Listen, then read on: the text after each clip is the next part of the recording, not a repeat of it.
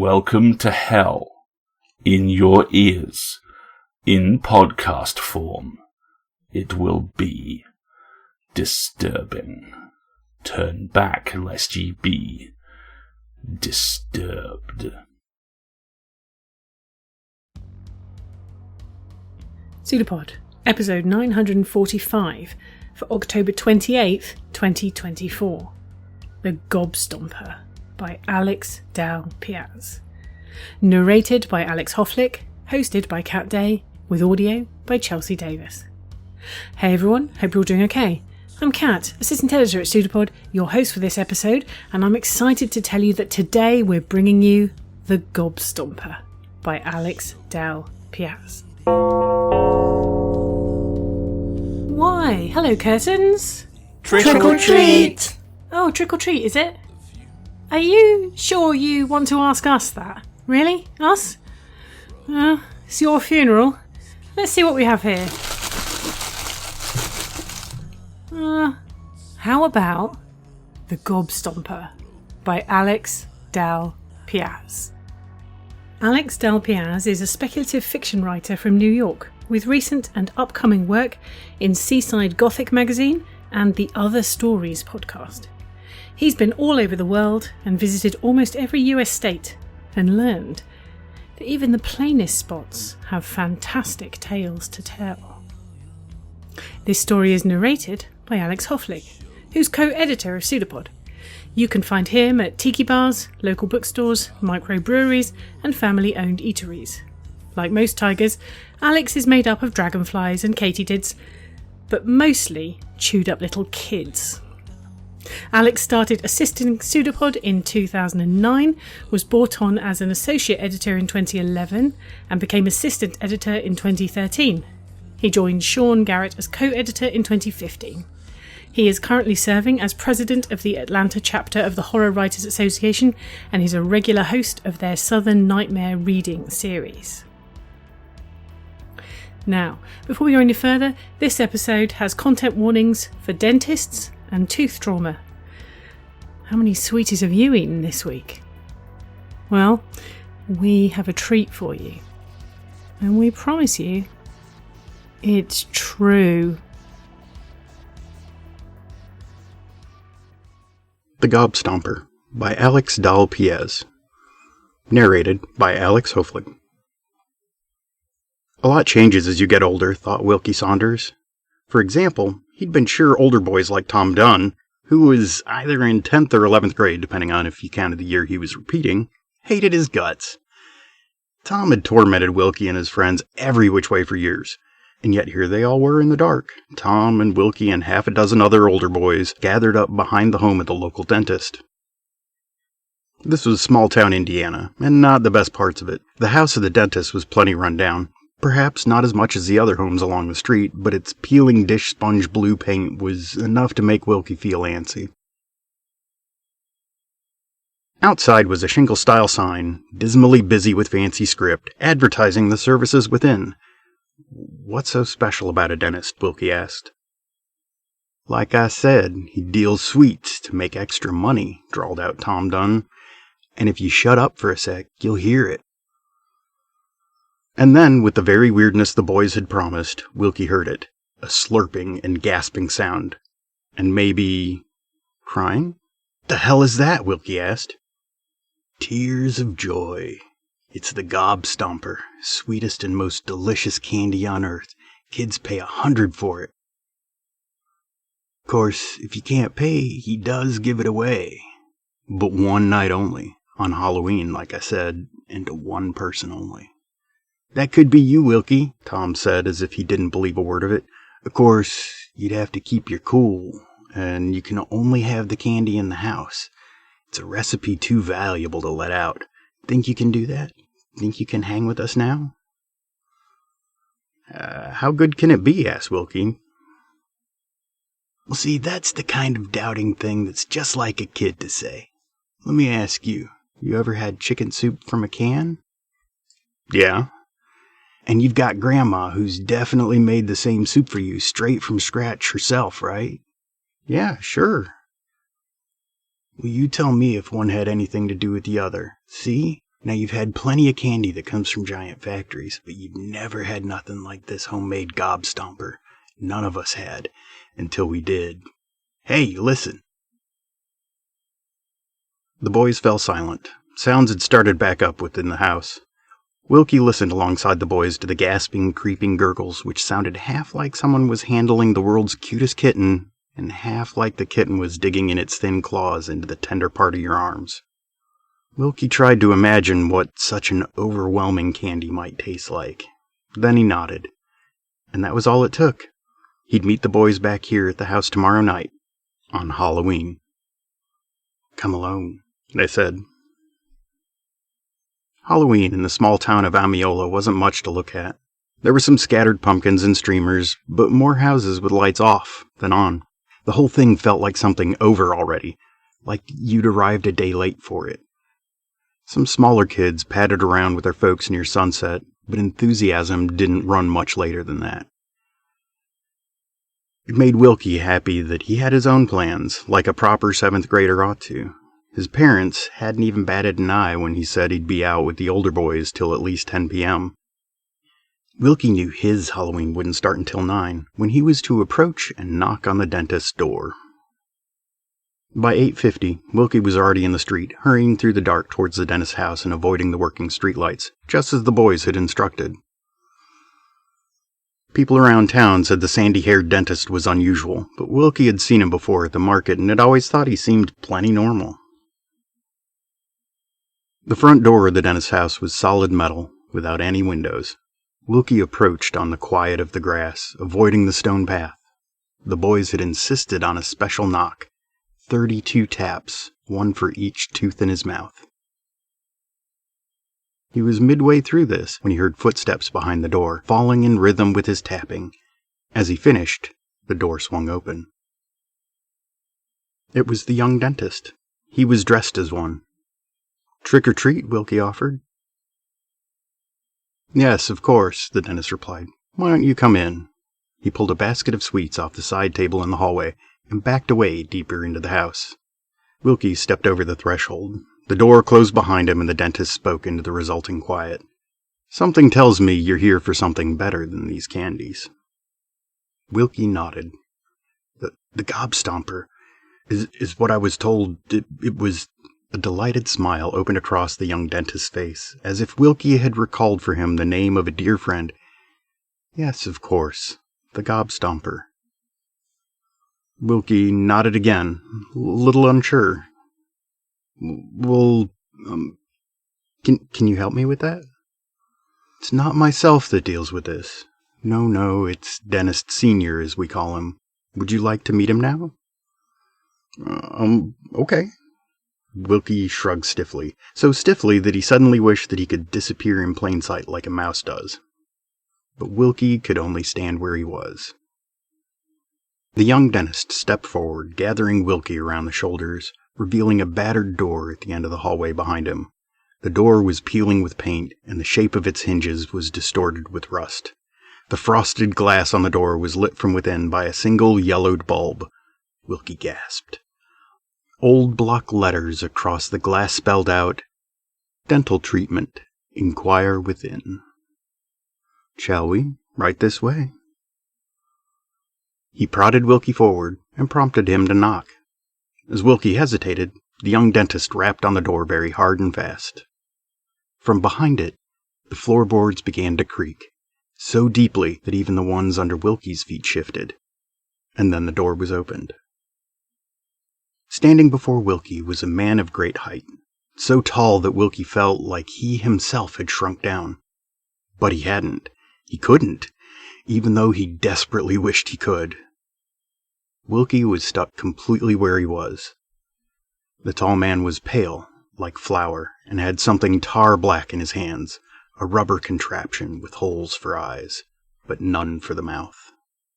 From where the mouth would be, instead, extended a ringed tube, which connected to a canister at the man's side, held by a strap over his shoulder. And then the man spoke, weakly, in an exhale. "Oh, child, are you here for something sweet, are you? The Gobstomper." Wilkie nodded weakly. "Have you ever played hide-and-seek?" asked the man, laying a hand as heavy as a backpack on Wilkie's shoulder. I don't like it. Not really." "That's okay. Know what makes it much better? A mask." Wilkie mouthed the air, not knowing what to say, and turned back towards the younger dentist. "Thank him. Tell him it's why you came." It's why I came. Thanks." Pale man smiled through broken teeth and panted as he stretched the mask open with bony fingers. "Then come. Count 60, and the Gobstomper will find you easy." The man lifted the mask. Well, wait, where is it?" "Why, it's in this can," said the old man, showing Wilkie the canister. "Like a genie's lamp, I only need to rub it, and presto." You promise, and it's really good and sweet, this candy?" Wilkie forced out nervously, as though this negotiation might assure him of something. Both dentists spoke with great assurance. "Oh, yes. Children weep with joy at it. It is handmade." And while the older man was still speaking, the young dentist brought the mask down over Wilkie's eyes and tied up against his face. The old man reached and turned a wheel on the canister. Wilkie gasped. Sound and sweetness surged into the mask. Wilkie tried to hold his breath, but failed and took a huge breath in. "Your Gobstomper soon arrives." A chalky darkness came over Wilkie. He breathed raggedly and was gathering himself to say something. It was in this moment, then, that he first felt there was something in his mouth. Between the surging saliva, there was something hard, but also soft, which seemed to mold into place. His tongue played at a kind of ball or square forming in his mouth. He looked up in confusion, through the eye holes, scanning the fish-eyed view of the two figures bent within the dim room. Then he felt it, unmistakably. His teeth, softening, melting across their bottoms, dripping like wax candles, weeping down into his mouth. Wilkie started to yell. The old dentist turned a different wheel on the canister and the pitch of the gas altered. Wilkie screeched, but the mass in his mouth puffed rapidly like a marshmallow, growing larger and then also stiffer and then firmer. The object soon so large that it took up almost the whole of his mouth and pried his jaws painfully apart. And the more Wilkie tried to chew it down, the harder it got. Wilkie screamed and blubbered. He hummed distress hard under the rubber mask. Then, seemingly mercifully, the gas seized and the mask was torn forwards off his head. He screeched, but barely, as his mouth was jacked open by the ball that had formed within it. Saliva poured from him, and it was all he could do to sip air at the corner of his lips. Now the old man yelled, "Boy, do you renounce sugar and all corrupting evils like that?" Wilkie looked up, unbelieving, but he perceived what was being said as it was repeated at twice the volume, and he hummed yes rapidly and slammed his head up and down in nodding too. As he did, the old man brought up his wide hand, full of a white powder, and he blew the contents into Wilkie's face. Wilkie screamed, but then realized it was sugar, powdered and fine. He wanted to weep, that this was all it was, and he tasted it, yes, sugar, but at the sweetness of it, saliva flooded into his mouth, filling the little space for air choking him. Wilkie bent forward shrieking, trying to let the wetness drain from his mouth, trying to breathe. "Do you really renounce it, boy, or are you just a common fibber?" Wilkie moaned as clear as he could that he understood. "No more sugar. Never again. Halloween was nothing anyway. It was never anything in Amiola." He wished he could tell them both. Then Wilkie heard something, even louder, outside the house. Laughter from beneath the floor. He recognized it, the older boys. But he had no moment to think. The younger dentist brought a sharp-edged and shining metal instrument around in front of Wilkie's face. Wilkie would have screamed again, but his lungs demanded all of his breath. "I can take care of this," remarked the dentist, pricking at the mass within Wilkie's mouth. Wilkie nodded as fast as he could again, hoping this was the end, and especially feeling so when the old man relented and spoke in dreary tones. "The easy part is done." Wilkie kept nodding in agreement. "Yes, too bad penitence is never easy," said the younger dentist. "I can remove this awful toothal mass, but the prognosis is very poor, young man. You will need to come back for more work. Much more work to come. Fillings, crowns, root canals, braces, dentures. So much work to restore this damage which you've done. This is what you will tell your parents about the very sweet dentist, the only one you can trust. This is what you will do. Do you understand? Or do you want sugar? Much more sugar?" The old man brought up his overflowing hand again, forcing white powder roughly into Wilkie's open mouth. "Scream if you understand," the dentist commanded as sugar bloomed into the air everywhere around them. Gagged with suffocation, Wilkie still heard the rising chatter of the men and the laughter of the boys beneath the house, and in a frenzy he struggled to scream louder than them all. That he'd do it! He'll do it! He would!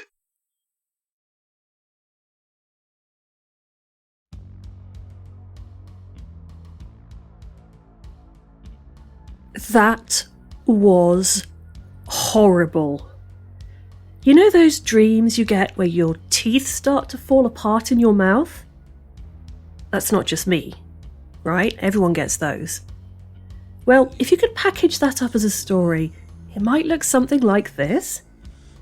I don't think anyone enjoys going to the dentist, but this almost makes my teeth ache in terror. The way the Gobstomper is described is so visceral, so sweet and inevitable. Ugh. And yet, I'm torn as to what's more horrific. Sadistic dentists that trap you in a costly cycle of pain and fear? Or the bullies outside who'll be there tormenting you day after day? Thank you, PseudoPod. I hope your listeners enjoyed it as much as we did. What did you think of The Gobstomper by Alex Dalpiaz, brilliantly narrated by Alex Hofflick? If you're a Patreon subscriber, we encourage you to pop over to our Discord channel and tell us. As soon as I read this story, I was reminded of the TV show Erie, Indiana, which in my head was on television in the 1980s and had lots and lots of episodes.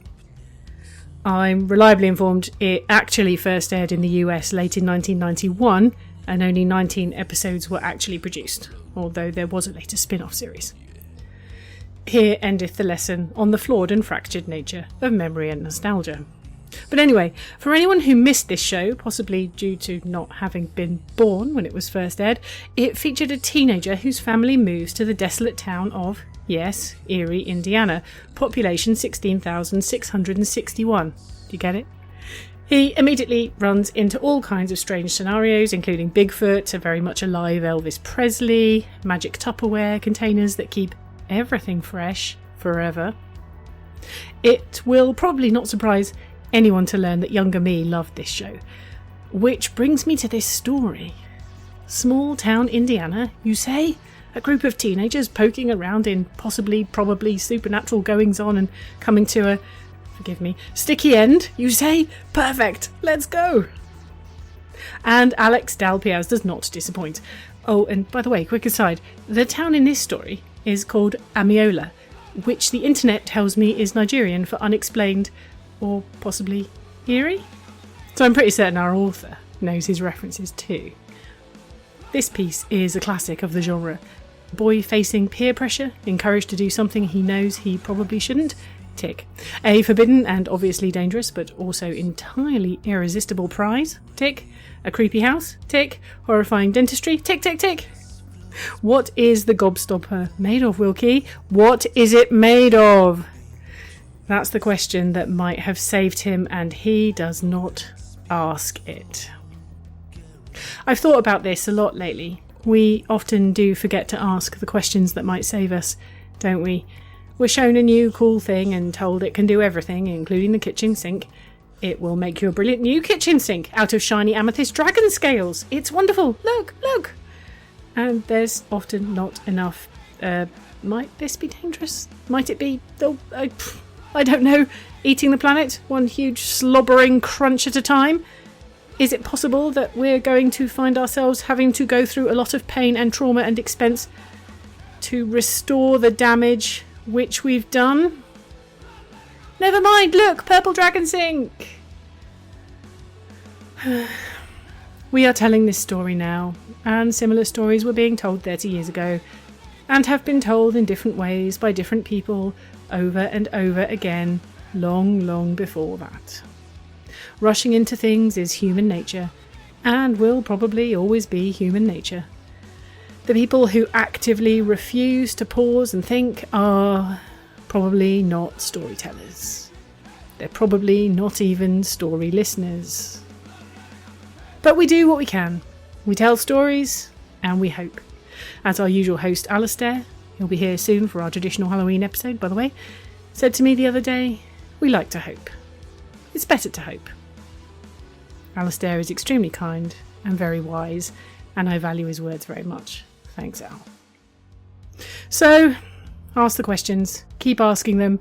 We can only hope that a few more people realise that we can't trust the very sweet dentist, and we don't actually need, much less want, more sugar.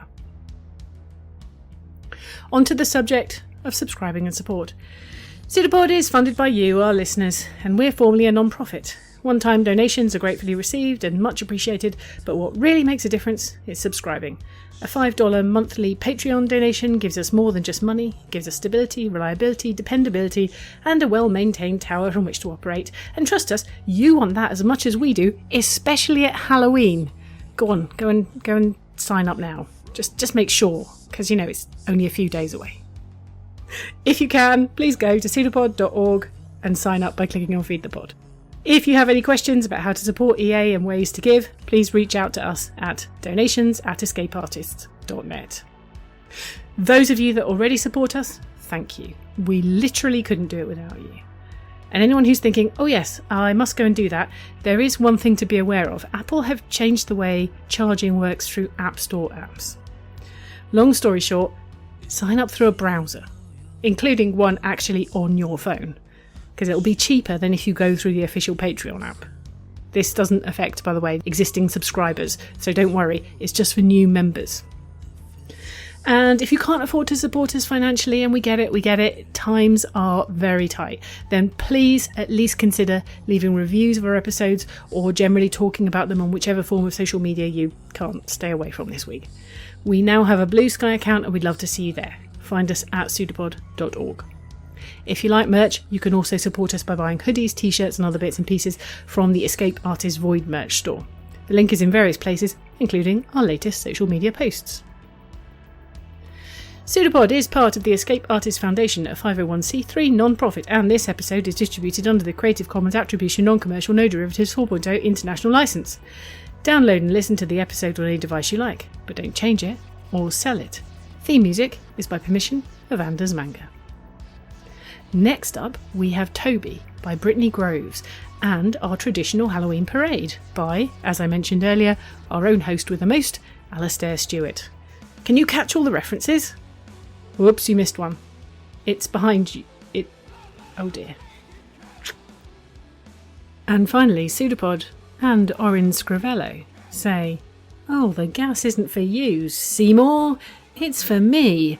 You see, I want to really enjoy this. See you soon, folks. Take care and stay safe. An arm appeared from nowhere on the shape, seemingly projected like the pseudopod of a protozoan. It's a pseudopod. It's a big foot. It's all about podcasts these days.